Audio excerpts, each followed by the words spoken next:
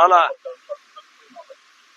अरे नवी मुंबई महापालिकेला नोटीस काढण्याची हिंमत त्यांनी केली असेल तर त्यांना रिपेंड व्हावं लागेल.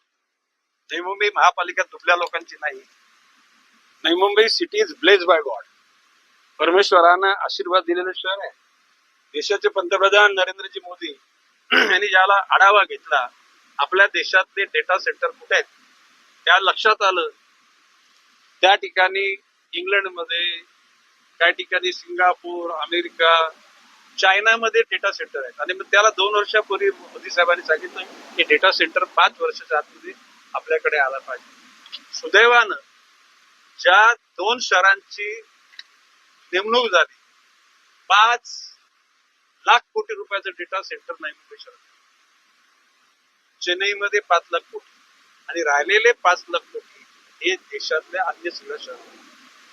म्हणजे या ठिकाणी आम्ही जे 2000 साली घरपट्टी पाणीपट्टी वाढणार नाही बोललो होतो ते 20 पर्यंत संपलं. प्रशासकीय कालखंडात ज्या जे आयुक्त मोदी यांनी विचार केला, मी त्यांना लोकांच्या अडचणी सांगितल्यानंतर आता शेवटचे जे आयुक्त म्हणून आता कैलास शिंदे समितीने तुम्ही वाढवू नका. आणि आता मी या निवडणुकीच्या बरोबर आणखी 20 वर्ष वाढणार. घरपट्टी आणि पाणीपट्टी ज्या ठिकाणी रेसिडेन्शियल एरिया तिथे वाढणार नाही. याचा अर्थ या ठिकाणी व्यापारीकरण आहे, कमर्शियलायझेशन आहे, इंडस्ट्री काय आम्ही काय बंधन कोणाला केलेलं नाही. निश्चितपणे तोलमोल बोल या शहराच्या विकासाकरता जितका पैसा लागेल तो या औद्योगिकरणामधून काढला जाईल. आणि दुसरी गोष्ट अशी की मोरबे धरणाचं पाणी हे नवी मुंबईच्या लोकांकरता सरप्लस असेल तर एखादा दिवसाकरता किंवा 8 दिवसाकरता धरणाचं पाईपलाईन फुटली तर डेफिनेटली दिली जाईल. आम्ही आमच्या लोकांना सांगू 8 दिवस जरा थोडं पाणी कमी होतं, परंतु कायम स्वरूपी पाणी देत म्हणून कोणी दादागिरी करत असेल ना त्याची दादागिरी मोडीत काढली जाईल. आणि मी सुदैवानं सांगतो आताचे आलेले सिडकोचे एमडी जे पूर्वीच्या नालायक होते असं माझं म्हणणं नाही, पण आताचे जे आलेले अतिशय जनतेशी कनेक्टिव्हिटी असलेले एमडी आहेत. महापालिकेला 57 एमडी.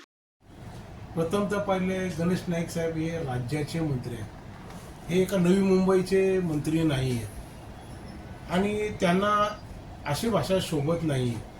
आज जरी गणेश नाईक साहेब जरी बोलत असले हा नवी मुंबईचाच डॅम आहे, हा मोरबा डॅम ज्यावेळी सिडकोचा डॅम होता आणि सिडकोने नवी मुंबईकडे दिलं त्यावेळी नवी मुंबईच्या ह्याच्यामध्ये खारघर, कांबोटा, तलोजा हा भाग सुद्धा घेत होतं.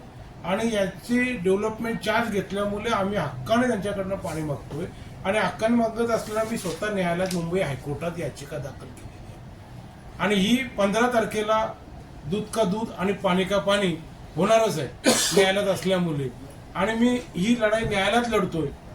त्याच्यामुळे पनवेलला पाणी मिळावा म्हणून विरोधी पक्षनेता म्हणून मी अनेक तक्रारी ज्या ज्या डिपार्टमेंटमध्ये पाणी विभागामधल्या त्या सर्वांना केले. मंत्री महोदयांना भेटले, स्वतः गणेश नाईक साहेबांना सुद्धा भेटलो. त्याही वाजते CM साहेबांबरोबर बैठक लावतो बोलले, ते बैठक का लावली नाही ना अशा पद्धतीने भाषा करत आहेत का पनवेलवाल्यांना आम्ही भाषा खपून घेणार नाहीत. मग पनवेलकर म्हणून सांगतो आम्ही का आम्ही तुम्हाला न्यायालयात दाखवतो. सर पाहायला गेलं तर जे आम्ही न्यूज बनवले